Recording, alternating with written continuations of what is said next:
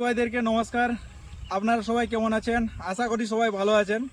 আজকে আমি এসেছি উত্তর দিনাজপুর জেলার লাধি গ্রামে। এখানে আমাদের একটা চাষি ভাই পানের 1937 আধবিক করলাটা চাষ করেছিলেন। তো ওনার কাছ থেকে আজকে জানবো যে 1937 করলাটা চাষ করে কতটা লাভবান হয়েছেন বা এটার কি কি গুণাগুণ পেয়েছেন, অন্য করলার থেকে কি কি এটার ডিফারেন্স আছে বা এটার মার্কেটে ডিমান্ড কীরকম, এটার রোগ সোর্সিং ক্ষমতা কীরকম, সব কিছু আমরা জানবো ওই চাষি ভাইয়ের কাছ থেকে। তো চলুন চাষি ভাইয়ের কাছে যাওয়া যায়। স্যার, আমি এসি পান সিডসের পক্ষ থেকে। তো আপনার পরিচয়টা দিবেন। আমার নাম প্রশান্ত মণ্ডল, গ্রাম লাধি, উত্তর দিনাজপুর। আচ্ছা, তো আপনি এটা কোন করলা চাষ করেছেন? এটা করলা হলো আপনার 1337। কোন কোম্পানি? পানের পানের 1937। 1937। হ্যাঁ, আচ্ছা, তো এটা আপনি চাষ করে কিরকম বুঝতে পারছেন? না ওই যে 13-15 থেকে, তারপরে একটা আরো কোনো কোম্পানি আছে তার থেকে ভালো আছে রেজাল্ট। ভালো বলতে আপনি কোন দিক থেকে এটার ভালো বুঝতে পারছেন? দামের দিকে, ফলনের দিকে, সব দিকেই। এটা আপনি কতটা জমিতে চাষ করেছেন? আর কত হবে, খুব 4 থেকে 5 কাঠা।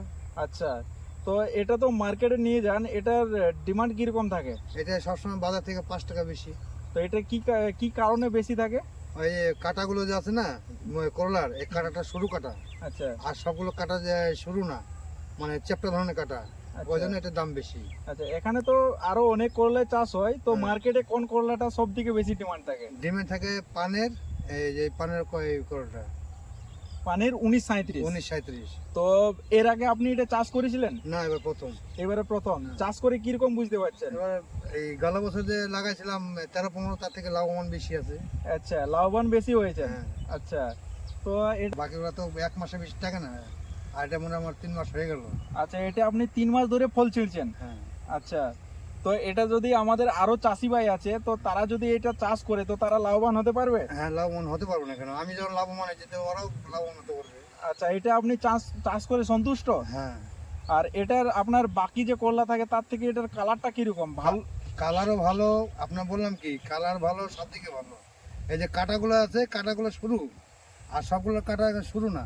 আচ্ছা, আর এখন তো গাছ পুরাতন হয়েছে, ছোট, আর তখন এর থেকে মোটামুটি আরো এই দুইটা দিয়ে একটা হতো করলা। আচ্ছা, এখন তো শেষ সময়। আচ্ছা, তো আগামী দিনে আপনি এই করলাটা চাষ করবেন? হ্যাঁ, চাষ তো করতেই হবে, আমাদের কৃষক লোক, আমরা এটাই করবো। আচ্ছা, ঠিক আছে দাদা, আপনাকে অনেক অনেক ধন্যবাদ। আচ্ছা, নমস্কার।